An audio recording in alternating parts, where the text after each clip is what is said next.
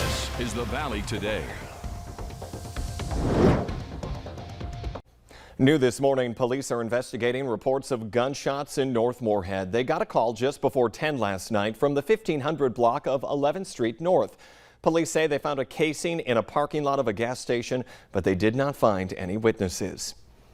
Fargo police are releasing the names of 4 officers involved in a deadly shooting in Mapleton on Monday. Travis Mosier, Josh Heller, Ryan Jasper, and Jordan Cordy were all on the scene as members of the Metro Street Crimes Unit and are on standard leave while the case is being investigated. Authorities have also identified the man who was killed as 35-year-old Andrew Martinez. Deputies were called to his house Monday morning after neighbors heard gunshots. When deputies arrived, they say they also heard gunfire and then called for backup from several agencies. The neighborhood was put on lockdown, and police and negotiators tried talking Martinez into surrendering for more than 4 hours. Cass County Sheriff Jesse Johnner says Martinez then came out with a gun, and that's when police shot him. The legal basis for an officer or really anybody to defend themselves is if they have a reasonable fear of serious bodily injury or death. So if they're expecting somebody to come out guns blazing, so to speak, and that person then appears, that's pretty reasonable if they're in fear for their life. That attorney says in a case like this, any comments a suspect made to the officers will be an important factor for investigators, and whatever was said that could have caused fear or safety concerns for officers once Martinez emerged while armed. The North Dakota Bureau of Criminal Investigation is now handling this case. It is the 3rd officer-involved shooting in Cass County within the past month.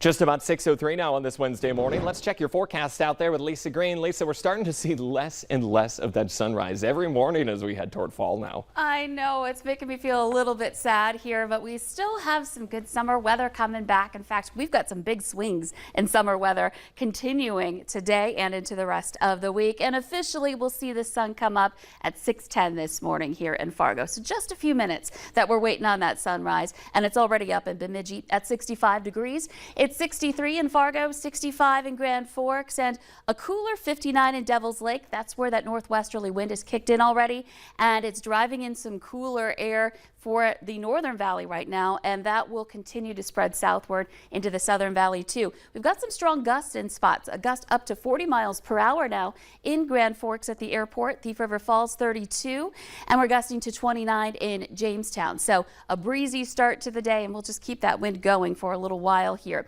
Here's a look at the radar and satellite map. Pretty quiet this morning after we saw a thin line of showers and even a rumble of thunder or two that moved through overnight last night and into the early morning hours. So here's a look at our planner today. Fargo, only 78 degrees. Now yesterday, the clouds prevented us from getting to 90 in Fargo at least, but some of us did.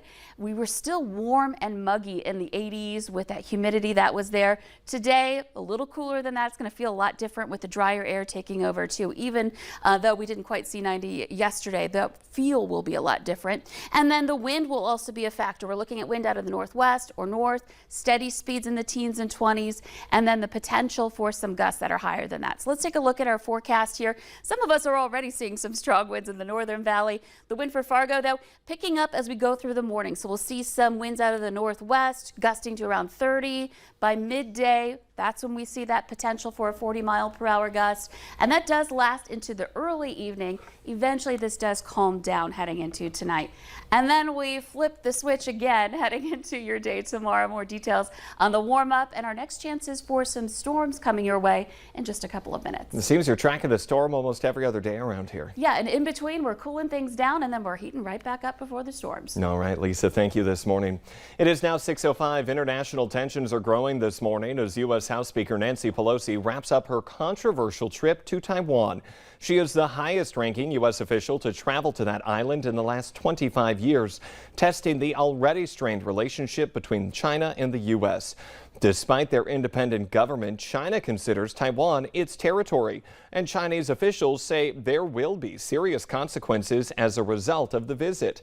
That threatens to push Washington's relationship with its biggest economic and political rival to a new low. Pelosi says her trip addresses opportunities for the U.S. and Taiwan to collaborate on areas like security.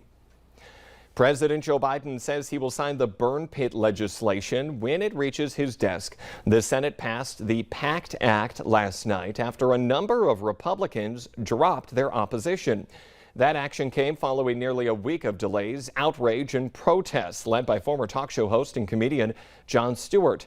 Veterans organizations say the bill could impact more than 3 million vets, including those exposed to toxins as far back as the Vietnam War.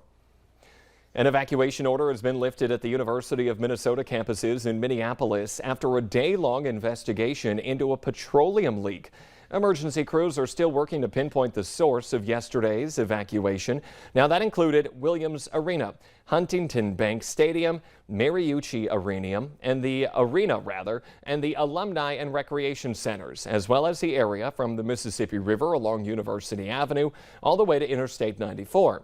Firefighters opened up fire hydrants to flush out the sewers. The petroleum leak comes a month after an underground explosion rumbled University Avenue near the campus, blowing manhole covers off of a stretch of the road and prompting evacuations. Funeral services for former Clay County Sheriff Bill Berquist are now set for Monday, August 15th. They'll be at Nemzik Hall on MSUM's campus. Visitation is from 9 to 11. The funeral will then start at 11. Berquist served in law enforcement for more than 40 years. He died last Friday at Sanford's Hospice House in Fargo from Alzheimer's dementia. He was 64 years old. One family scare after a toddler was found face down in Otter Tail County has experts warning parents to stay vigilant to protect their children. Valley News Team's Nishay Taylor explains some key water safety tips that many parents might not think about. And how silently it can happen. Research shows drowning is one of the leading causes of death in children between the age of 1 and 4. Children can drown in as little as an inch of water. Many families may spend the rest of their summer around local lakes, and experts say there is an equal risk of a child drowning in open water as a pool. Toddlers especially, they're top heavy. They have big heads, and when they fall headfirst into water. But there are key differences parents should be aware of. Visibility is different. There can be sudden drop-offs, undertows, and uneven surfaces. So, due to water in lakes not being as clear, some professionals say the color of a child's bathing suit could play a significant role. Logically, the brighter colors are more easily seen. Green is going to be filtered out, and so it's harder to see a watercolored, algae-colored swimsuit. They also say the key to avoiding a drowning is that parents should stay vigilant, especially around toddlers. they're impulsive. They explore the world through their senses. They don't have the rationale to go, ooh, that could put me in danger. You need to have that little person within arm's reach. It is also recommended to assign someone as a water watcher to keep their eyes on children at all times. Experts also say parents should have consistent conversations so young children can learn the difference between right and wrong when around water. Very clear rules, and talking about it all the time, rehearsing it all the time. Making sure they know they have to have an adult with them. In Fargo, Nishay Taylor, Valley News Live. Getting your child swimming lessons at an early age can also help prevent a possible drowning. Rising costs due to inflation are causing many people to look for new ways to make a little extra cash. The manager of one Fargo consignment shop says they're now inundated with gently used items as more people are selling them to make a quick buck. She says their buying intake is now up 15%.